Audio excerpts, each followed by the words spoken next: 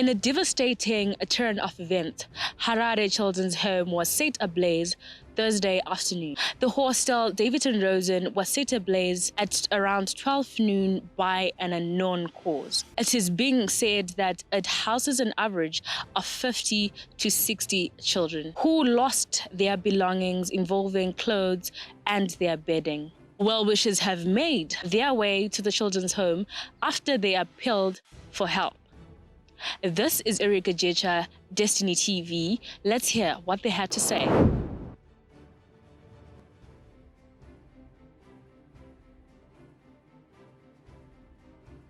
Tataura nemukuru weHarare Children's Home, Maria Stole anova director, ati vanotenda kuti hapana kurasika upenyu. Asi zvese zvazvo zvinodiwa pakurarama kwemwana zvinosanganisira mibhedha, magumbeze, hembe, zvekuchikoro zvese zvakatsvira muimba iyi. We've heard of the unfortunate accident that happened here. Can you tell us what is your work here and how long have you been here? Oh dear. Harare Children's Home looks after children who are in need of care. Our children come through the Department of Social Development. These are children who have been found to be in difficult circumstances out there. So they are in need of care. They are brought here. They are actually committed by the courts when they come here, so they become wards of the state. So that's very briefly, that's where we get our children from. We look after children, anything from birth right up to 18 plus. When our children come to us, we try to look, to try and see where their potential lies. And then we try to foster that. I'm sure you want to know, when they reach the age of 18 plus, where do they go? We do that so that when they finish school here, we try to find them employment, something to do. They go to college or whatever. We'll have seen, their potential, where their potential lies. And when they are emotionally stable enough, then we also, try to help them find their own accommodation, or if they want to go overseas, then they can do that. So roughly how many children are housed here? We've got 85 at the moment, altogether. And this hostel that the fire has gutted down, how many children were housed there? There were 40. 40. So tell us about the accident. What happened? I really don't know. I can't tell you how it happened. It's just that one of the mothers noticed that we've got smoke sensors. It was ringing. And then she went to investigate. When she did that, then she found that there was a bit of smoke in the room. And then she went downstairs, she ran, she was going to the admin block to say, there's smoke in my room. Before we knew it, the fire had started, and then we called in the fire brigade, and then the whole thing started burning. We are fortunate that, with the buildings, the upstairs building, this is where the children, where they sleep, where their bedding is, their clothes and everything else. But we have a sort of a concrete floor underneath, with the ground floor. So it's just the upper floor that was affected. But the ground floor, I'm sure it can be resuscitated quite easily. How was it like seeing the building burning, knowing that you have 40 children who are housed there? I want to thank God it's the school holidays. Most of the children were playing outside. The mothers were cooking, so there was nobody in the house. The first thing that we did was to find out, was there any child inside? We did that, combed the whole building very quickly. We discovered the children were not there. We counted the children and then we sent them to our ground. We've got an events park that is here. We counted the children. Everybody was there. We did that very quickly, and we just want to thank God. It was during the day. You called the fire brigade. How did it help? We called the fire brigade. They came very promptly, but unfortunately, they didn't have all the equipment that was needed. They needed water, so yeah, we had to try and assist for them to get water. One of the ladies, who is one of our neighbors here, very generously, let them get some water from there, and then they started. They brought in their 2 engines and started putting out the fire. Today we see that there have been so much traffic with people who are bringing clothing, blankets, a lot of things. What would you like to say about that? Harare community are amazing. I just want to give them a very big thank you on behalf of the committees that run Harare Children's Home. Incidentally, we are going to have an extraordinary meeting at 2:00 this afternoon. I'm going to be able to report and, tell everybody how wonderful everybody has been. It's just that it's the trauma of it. The children, we don't know how much emotional trauma this has caused. But they are happy. You can see they are happy. We've got enough food. They slept well. But, obviously, talking about their, little, maybe their favorite toy. And also, what I must say is we've lost all the children for the children in that house. The blankets, the bedding, the beds, the cot beds, the school uniforms, school shoes. So we've lost a lot. We are still needing a lot of help, but I just want to thank all those people who have come, who have been, and even those people who have come, who have phoned us just to say, we are together with you in prayer. We just want to thank you. We have seen that you are a mother with a big heart. Earlier, when I was talking to you about the story of someone who threw her baby away.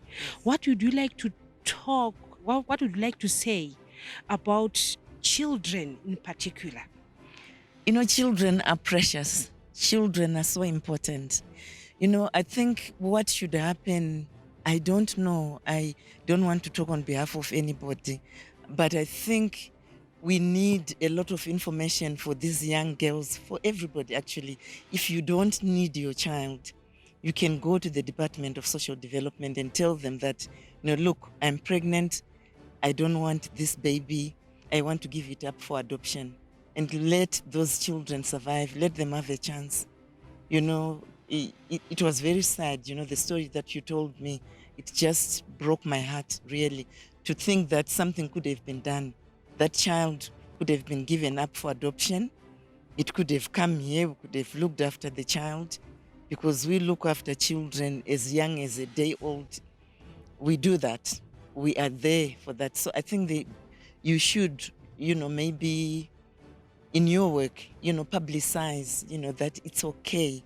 If you don't want the pregnancy, you don't want the child, you've got it anyway, you can give that child away for adoption. There are a lot of couples who can't have children, who want to have children, who will look after that baby. There are a lot of people who are listening to you now. What are your last words? Anything you want to say to Zimbabweans, to the whole world? Anything? I just want to say, just to give them a very big thank you. And please don't tire. You've come because you've seen what has happened. We want you to continue to come and, visit the home, see what we are doing, and come, and if there's anything that we are doing that you think we could be doing differently, we want sensible criticism and sensible advice. The home belongs to you. Please come, let's work together. Tataurawo neumwe mufundisi Bishop Musa Kamisola vataura kuti apana chipo chatingati chidiki-diki kana kuti chakakurisa. My name is Bishop Musa Kamisola from the City Gate Assemblies and Star FM. We are here because of what has happened here. This is a place which is a refugee or a covering for a lot of children that are in need. And such situations are not expected to happen in such places. But anyway, it has happened, and we can't put one or two and to know why exactly this has happened. But I think this is a wake-up call for all of us across the globe to come and make sure that we do our part and help and assist those that are in need. I know someone somewhere may need to do something, but they do not know where and how they can help. This is your opportunity to help. We come here to just encourage the staff to pray with the children, to give them hope, to pray that maybe God may answer them through you and me. And the other thing, maybe you do not know that you are able to help. I want you to look around your house. Maybe there are some shoes that you no longer need. You are the one who do not need them, but someone out there need them. So no help is little. Whatever that comes upon your heart, even if you are to part ways with $1,000, don't think maybe I'm being too pompous. There's no being too pompous when it comes to helping others. So if you've got big help, please do so. If you've got what you call small, here we do not call it small. No matter what you can put your hands on, please bring it. Maybe 2 kgs of sugar, it's a requirement. Maybe salt, it's a requirement. As long as you bring something, we will not re-need that thing because it will be there. So please, whatever you can put your hands on, please bring it here. Blankets, mats, whatever you can touch, beds, mattresses, foam rubbers, etc. Whatever you can help with, please let us help. Thank you so much. We have seen that you are among people who are coming with help here. Can you tell us what has pushed you to come?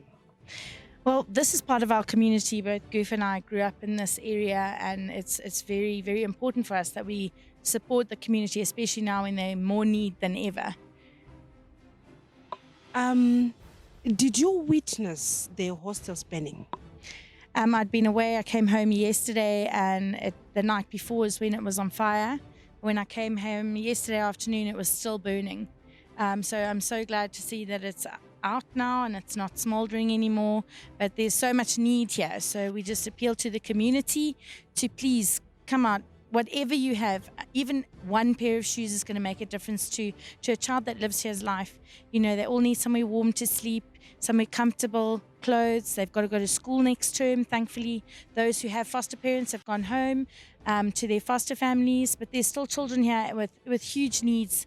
And it's a huge part of our community. The work that's done here to look after these children is incredible. They're going to need to go to school next term, so there's going to be need for books and stationery and new uniforms, and not even to mention, as you can see behind us, the need to rebuild. So we're asking anyone in the community, nothing is too small. It will make such a huge difference to the people that need it the most. We see that in most cases, women are eager to help, and they're the first ones on the scene. But we are seeing you here. What has pushed you? Basically it's all about giving, you understand, and we all know what it's like to have and not to have. So the little that you may have, the much that you may have, as long as you know you're from humble beginnings, and the children that are here, they need the support, the love, whether it's financial, whether it's in groceries, whether it's in clothes, in whatever. So if there are families out there, they know exactly what I'm talking about. Once you're a parent, you know what it's like. Here, this is a section Maskana. So, we can say trophies and above. Up to, because the oldest is 22, she's already in university. So yeah, as you can see. You can say with the young guys in my toilets, my tubs.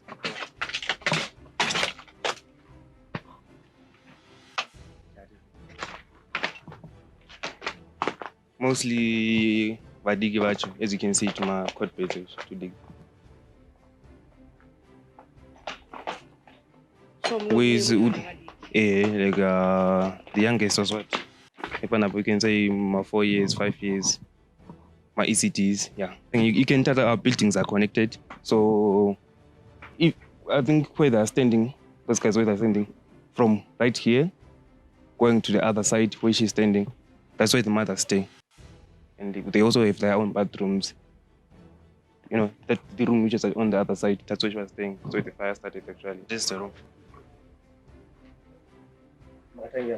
Yeah, go moto, could literally see the fire, you know, by the windows. And then once the windows broke and, you know, watanga kupinda mepo and everything, it escalated to, you know, what we can see right now.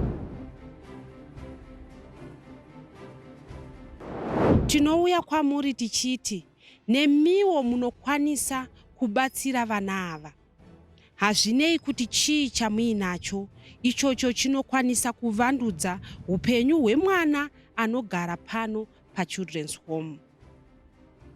Maria Stole ataura zvakare achiti kune avo vanenge vaunzwa kuti havasi kuda mwana ngavasarase vana nekuti vana vakakosha. Ngavaende kusocial department kana kuti social warfare vana ivava vakwanise kuchengetwa. Ndinoitwa Stella Muusha muri paDestiny TV. Uye tinotenda kune avo vachabatsira.